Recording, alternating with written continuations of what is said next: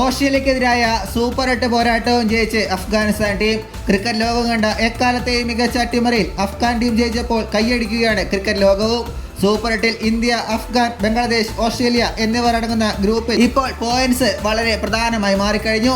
നിലവിൽ Indian team കളിച്ച 2-2 ജയിച്ച് സൂപ്പർ 8 ഗ്രൂപ്പിൽ 4 പോയിന്റ് നേടി ഒന്നാം സ്ഥാനത്താണ്. ഓരോ ജയങ്ങൾ വീതമുള്ള ഓസ്ട്രേലിയയും അഫ്ഗാൻ ടീമും 2-3 സ്ഥാനങ്ങളിൽ വീതമാണ് ഇപ്പോൾ സ്ഥിതി ചെയ്യുന്നത്.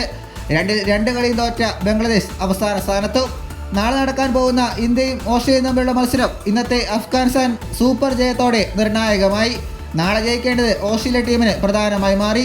നാളെ ഇന്ത്യ ജയിച്ചാൽ ഇന്ത്യക്ക് 6 പോയിന്റ്സ് നേടി സെമിയിലേക്ക് കടക്കാൻ കഴിയും.